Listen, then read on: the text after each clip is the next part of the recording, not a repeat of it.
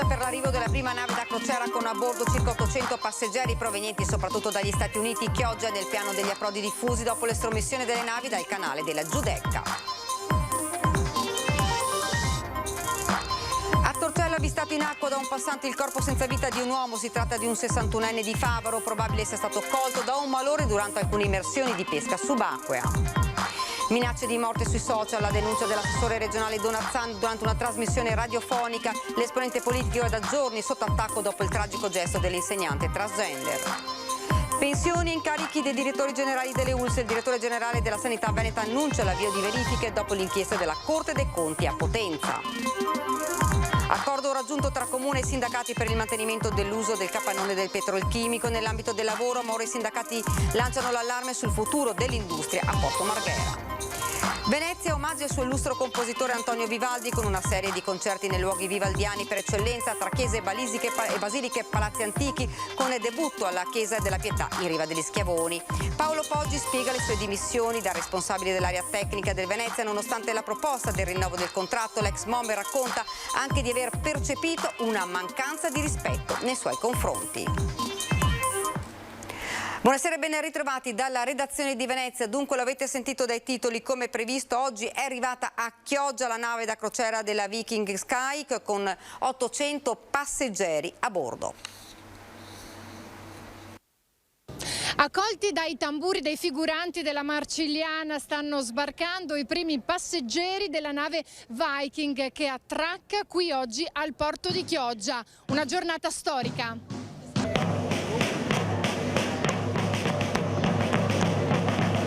A bordo circa 800 passeggeri provenienti soprattutto dagli Stati Uniti. Visiteremo la nostra piazza preferita, Piazza San Marco. Berremo il più possibile e compreremo un vetro di Murano che sicuramente roperemo quando arriveremo a casa, ci racconta questa turista dal New Mexico. Un evento significativo per la città e per la portualità veneziana. Chioggia infatti è entrata a far parte del progetto degli approdi diffusi predisposto dall'autorità portuale dopo l'estromissione delle navi dal canale della Giudecca. Ad accoglierla autorità civili e militari. Ma è un'opportunità per turismo nuovo che arriva nella nostra splendida città, è un'opportunità anche di lavoro e di sviluppo comunque del territorio della città di Chioggia. Quindi una soddisfazione immensa. Siamo andati ad accogliere proprio in mare aperto la Viking Sky. Un progetto fortemente voluto dal sindaco e realizzato in sinergia con autorità portuale e capitaneria di porto. Abbiamo fatto una corsa in avanti per consentire l'arrivo di una nave che diversamente se ne sarebbe andata. Il nostro compito è quello di salvare la crocieristica, lo stiamo facendo con tutte le attività commissariali e questo è un primo passo anche per dare un'ulteriore possibilità. Il governo ieri ha anche sancito l'estensione dei poteri del commissario a Chioggia, quindi noi abbiamo un pochino anticipato per oggi le decisioni del governo. Da domani le navi arriveranno anche alla banchina Lombardia, quindi non solo la banchina Liguria che era stata inaugurata dal ministro Giovannini, ma abbiamo firmato oggi tutti gli atti che autorizzano ad andare anche alla Lombardia come previsto dal decreto. Lo scalo clodiense è stato scelto dalla compagnia per l'itinerario dell'Adriatico orientale. La nave farà rotta verso Spalato per raggiungere i porti di Dubrovnik, Kotor, Corfù e Olimpia. La Viking Sky resterà ormeggiata a Chioggia fino a domenica, ma le ambizioni del comune sono di consolidare il progetto. A Chioggia stiamo lavorando per avanzare, ma non per far concorrenza a Venezia, perché poi qualche passeggero sicuramente andrà in visita a Venezia, a Padova e nel nostro Veneto. Però puntiamo molto già in questi primi 3 giorni a far trattenere i passeggeri a Chioggia e vorrei che Chioggia diventasse l'hub della Viking. Quindi Chioggia un porto sicuro che non dice no alle crociere, ma che vuole collaborare con la Viking e perché no? Chioggia è un punto di partenza e di arrivo per tutte le toccate della Viking nell'Adriatico, nel nord dell'Adriatico. Se da un lato l'arrivo della Viking a Chioggia fa ben sperare per il settore della crocieristica, dall'altro c'è ancora molta preoccupazione. Adesso il lavoro comincia a riprendere, grazie al lavoro dell'autorità portuale siamo riusciti a riprendere un po' di mercato, ma è chiaro che fino a che non abbiamo la certezza di un terminal dedicato alle navi da crociera noi saremo sempre nell'incertezza. dobbiamo vivere alla giornata ancora per molto tempo, fino a che non si troverà una soluzione definitiva, che sono soggette ai bandi di gara che c'è per la soluzione a Marghera e quella per la soluzione offshore che il Ministero delle Infrastrutture ha emanato durante la pandemia. Se da un lato l'arrivo della Viking Sky nel porto di Chioggia fa ben sperare per il settore della crocieristica e l'indotto connesso, portando turismo e lavoro, dall'altro c'è ancora molta preoccupazione, come racconta il presidente dei portabagagli, che da anni ormai chiedono al governo risposte che non arrivano, e non solo quelle. Per noi è una speranza, però siamo molto lontani da avere certezze del lavoro. Noi eravamo in 180 che facevamo il servizio, adesso siamo restati in 40 e questo per il momento ci crea dei grossi problemi, pensando che nessuno in questo frangente ci ha dato un aiuto. Stiamo ancora aspettando gli indennizzi da dicembre e non abbiamo certezze di quanto ci daranno e quando ci li avremo, perché quei soldi per noi sono importanti per riprendere l'attività, perché dopo 2 anni e mezzo di chiusura totale non abbiamo più le risorse per poter programmare l'attività dell'azienda. Questa mattina a Torcello è stato avvistato in acqua da un passante il corpo senza vita di un uomo. Immediata la chiamata ai soccorsi giunti poco dopo sul posto. I vigili del fuoco si sono occupati del recupero del cadavere. I carabinieri hanno cercato di risalire alla sua identità. Si tratta di un 61enne residente a Favaro Veneto. Al momento l'ipotesi più probabile è che sia stato colto da un malore durante alcune immersioni di pesca subacquea in apnea, perché indossava muto e boccaglio oltre all'attrezzatura da pesca. Minacce di morte sui social, la denuncia dell'assessore regionale Donazzan durante una trasmissione radiofonica. L'esponente politico è da giorni sotto attacco dopo il tragico gesto dell'insegnante transgender. Da 3 giorni i miei social sono attaccati con minacce di morte, con parole di offesa a me, alla mia famiglia, alla mia vita, quindi insomma diciamo che la responsabilità di alzare i toni è dall'altra parte. Rigetta le accuse e rilancia denunciando il clima di odio social nei suoi confronti. Elena Donazzan ai microfoni di 24 Mattina, trasmissione di Radio 24. Sul piatto c'è la polemica dopo la tragica morte di Chloe Bianco, l'ex insegnante transgender, il cui corpo carbonizzato è stato trovato nel camper ad Auronzo di Cadore la scorsa settimana. Un suicidio annunciato, una spirale di depressione iniziata 7 anni fa, dopo che il caso scoppiò in una scuola di Sandona di Piave. È sconvolgente che il movimento, perché si tratta insomma sostanzialmente del movimento LGBT che sta usando, questa è una cosa abbastanza sconvolgente per me, sta usando la morte tragica di una persona per farne una polemica politica. Perché secondo il movimento LGBT fu proprio l'accanimento di Donazzan e il demansionamento successivo dell'insegnante a causare quello smarrimento e quella solitudine raccontati in un blog fino a poco prima del tragico gesto. Ma Donazzan non ci sta e ricorda il post del novembre 2015 nel quale pubblicava la mail del genitore che aveva denunciato l'entrata in aula dell'insegnante in ambiti femminili. Io scrissi, perché ce l'ho davanti, un papà mi ha scritto questa email. Traete da soli le vostre conclusioni. Sì, ce l'ho qua. Nelle interviste successive io parlai dell'atteggiamento di chi appunto va abbigliato in un certo modo senza avere preparato la cosa. Dire che si è omosessuali è una affermazione, presentarsi in classe perché questo accadde con una parrucca bionda, un seno finto, una minigonna e i tacchi è un'altra cosa. Venne usato allora come bandiera di grande coraggio e oggi viene usato in morte per fare una polemica tutta politica. Ho definito Chloe Bianco un uomo vestito da donna e cos'era se non questo, ribadisce Donazzan, che accusa a sua volta il movimento LGBT. Quanto l'hanno usato? Forse i responsabili dovrebbero guardarsi dentro. Tutto questo però non ferma la protesta del coordinamento LGBT del Veneto assieme alla rete degli studenti medi e le famiglie arcobaleno, scesi in piazza ieri a Padova e che replicheranno domani alle 18 a Treviso in piazza Santa Maria dei Battuti. Un presidio per Chloe Bianco e tutte le vittime di transfobia e per chiedere responsabilità, spiegano, a una politica che non sembra capace di garantire a chiunque gli stessi diritti, soprattutto quello ad esistere.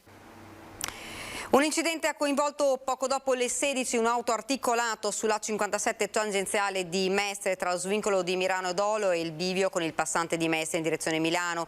Il mezzo pesante che trasportava una bobina d'acciaio si è capovolto mettendosi di traverso sulla carreggiata finendo con la cabina di guida fuori dalla strada, ferito il conducente preso in consegna dal suo M118. Ed ora parliamo della sanità regionale. Un'inchiesta avviata a Potenza su un direttore generale fa tremare il Veneto. La questione riguarda le pensioni e gli incarichi nei vertici delle aziende sanitarie.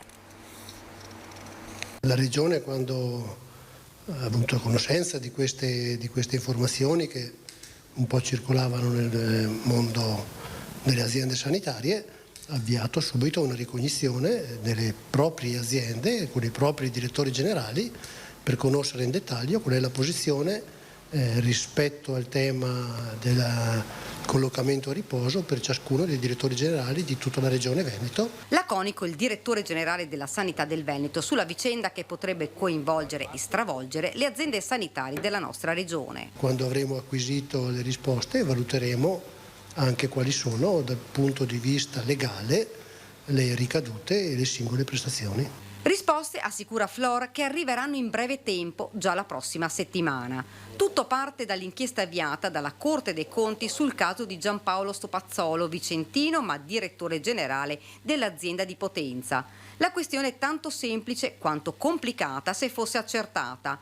In pratica, nelle ore scorse, sotto la lente di ingrandimento è finita la posizione di Stopazzolo. A suo carico è stato aperto un fascicolo per danno erariale, perché ricopre il ruolo di vertice dell'ULSS Lucana, nonostante sia in pensione come medico, sommando dunque le due retribuzioni.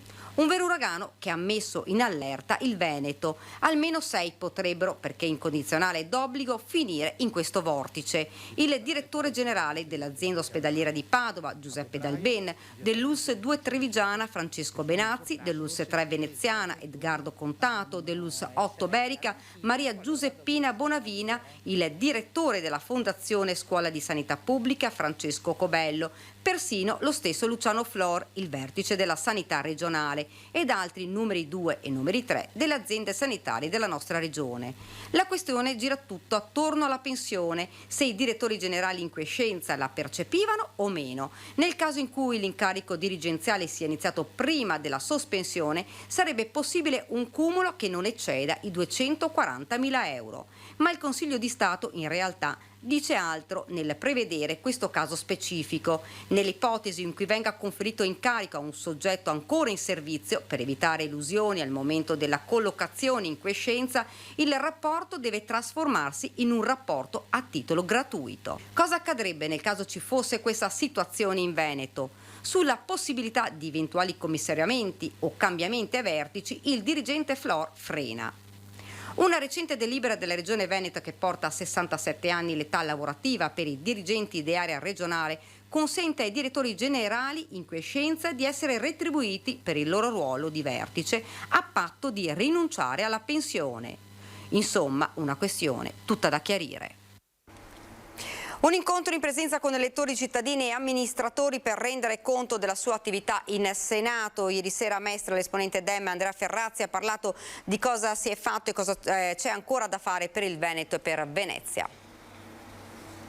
Certamente, probabilmente quello che darà una svolta più radicale al nostro Paese è la modifica della Costituzione che ho contribuito a scrivere, ho avuto l'onore di essere tra i 4 che ha scritto il testo. E per la prima volta abbiamo modificato uno dei primi 12 articoli, che è quello che sono gli articoli dei principi fondamentali della Costituzione. Abbiamo inserito che la Repubblica tutela l'ambiente, la biodiversità e gli ecosistemi nell'interesse delle future generazioni. Questa è una svolta ed è una svolta radicale. L'ambiente come punto cardine del lavoro al Senato, ma non il solo per Andrea Ferrazzi. Oltre il 94% di presenze in aula per il Dem veneziano che come ogni anno, tranne nel 2021 causa Covid, è tornato a incontrare in presenza elettori e cittadini ed esponenti del partito per rendere conto, tracciare il bilancio di attività a Palazzo Madama, sempre legato al territorio. Dal lavoro nella Commissione sulla ecomafia all'impulso sui cambiamenti di città e paesi. La legge sulla rigenerazione urbana che a brevissimo andrà in porto, andrà in voto al Senato e quindi 1 miliardo e 300 milioni in 8 anni a disposizione dei nostri comuni per trasformarsi in modo radicale per la qualità della vita e la sicurezza dei nostri cittadini. Il Veneto e Venezia nella sua agenda politica per il capoluogo lagunare gli interventi non sono mancati. Abbiamo portato un sacco di finanziamenti, un esempio, un mio emendamento nella legge di bilancio, la penultima, ha sbloccato, anzi ha costituito un fondo da 60 milioni proprio per la riqualificazione della nostra città. Una Venezia però che non ha solo bisogno di risorse, ma, ne è convinto Ferrazzi, di un cambio vero e proprio nel rapporto tra amministrazione e cittadini. Il caso unico in Italia dei consigli comunali convocati solo ed esclusivamente via web è una ferita contro la quale il senatore ha deciso di presentare una interrogazione parlamentare. Bisogna essere trasparenti, coinvolgere i cittadini, coinvolgere un processo di crescita. Io credo che su questo invece Venezia abbia molto da migliorare. Accordo raggiunto tra comune e sindacati per il mantenimento dell'uso del capannone del petrolchimico nell'ambito del lavoro. Di scritto non c'è ancora niente, ma l'accordo sul futuro del capannone del petrolchimico di Porto Marghera è raggiunto. Questa primavera la cessione dall'ENI al Comune di Venezia dello storico edificio, teatro di un pezzo fondamentale della storia industriale e sindacale di quest'area, aveva creato più di una preoccupazione sul suo prossimo utilizzo, tanto da portare ad un'occupazione dei lavoratori che si è protratta per più di un mese. Nell'incontro di ieri il sindaco Brugnaro ha accolto le richieste formulate da CGIL e CISL UIL unitariamente, e cioè che questo capannone rimanga il capannone del mondo del lavoro e venga gestito unitariamente dalle organizzazioni sindacali insieme al Comune, certamente come luogo di discussione, di progettazione, di programmazione e anche come luogo aperto alle associazioni. L'occupazione del capannone è sospesa. Ciò non significa però che venga meno l'avvertenza aperta dai sindacati con ENI sulla chiusura del cracking e sugli investimenti che l'azienda dovrebbe compiere a Marghera. E da questo punto di vista ci si aspetta anche una presa di posizione più decisa da parte del Comune di Venezia. Noi avremo un incontro molto importante il 6 di luglio sul piano industriale di Versalis, ENI, quindi da lì noi ci aspettiamo che ci sia un ripensamento. Ad oggi non ci sono ancora segnali chiari di questo ripensamento da parte dell'ENI, ma insisteremo anche con eventuali mobilitazioni. Se ENI dovesse confermare le intenzioni fin qui espresse, sostiene la CGIL, a poco più di 100 anni dalla fondazione, la storia di Porto Marghera potrebbe trovarsi ad un punto molto vicino all'ultimo capitolo. Lei ha usato una metafora, indicato Porto Marghera come un condominio. Esatto, lo dico perché effettivamente è così. Ci sono delle spese comuni che vengono sostenute da tutti i player che agiscono sul territorio, a partire da ENI, da Versalis, che con il disimpegno di Versalis rischiano di essere redistribuite su chi resta sul territorio, con un aumento dei costi ulteriore aggravio che potrebbe anche pregiudicare la loro permanenza sul territorio. A Venezia torna il Festival di Vivaldi, dedicato quest'anno alla riscoperta del teatro musicale vivaldiano.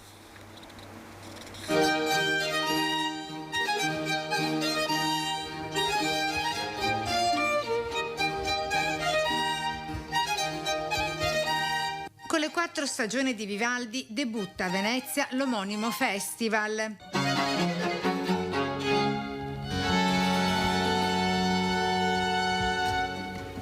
Il festival, seconda edizione, è dedicato al Prete Rosso nella sua città natale. Si svolgerà nei luoghi vivaldiani per eccellenza, tra chiese, basiliche e palazzi antichi, fino al prossimo 28 luglio, con il debutto in Riva degli Schiavoni alla Chiesa della Pietà, domenica prossima, 19 giugno.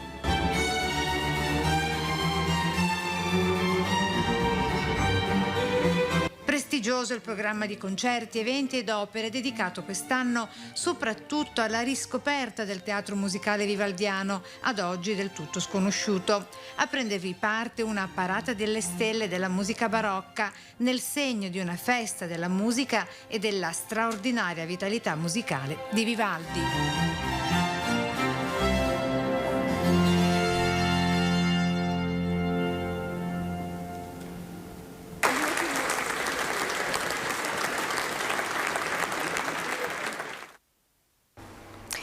Paolo Poggi spiega le sue dimissioni da responsabile dell'area tecnica del Venezia nonostante la proposta di rinnovo del contratto. L'ex bomber racconta anche di aver percepito una mancanza di rispetto nei suoi confronti.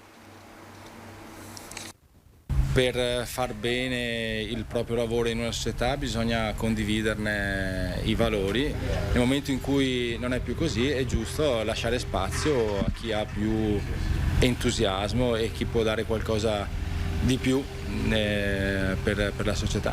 Paolo Poggi per i tifosi veneziani è molto più di un semplice dirigente del Venezia Football Club.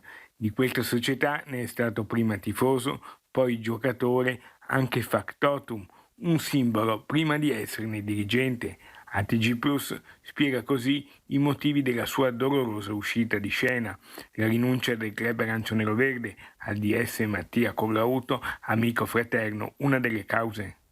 Con Mattia non sono solo un collega, anche se lo siamo ancora nella nostra scuola calcio, ma non nel Venezia non ero solo un collega ma ero un amico, e io come detto appunto in precedenza, avendo dei valori che io ritengo giusti, ho preferito essere rispettoso nei suoi confronti e apprezzare di più la sua amicizia piuttosto che il posto di lavoro. Con i tifosi il rapporto rimarrà comunque sempre indelebile e ora Paolo, in attesa di una nuova chiamata, si dedicherà alla sua scuola calcio al Lido. Mi rimarrà quell'immagine di tutta la gente fra la curva nord, i distinti, Solesin, la curva sud, delle persone contente di essere là ed esprimere la loro gratitudine nei nostri confronti. Tutto quello che io e Mattia abbiamo fatto per questa società, da giocatori, dirigenti, manutentori, lo abbiamo fatto con estrema passione. Da Venezia è tutto, vi lascio le previsioni del tempo, grazie per averci seguito e buona serata.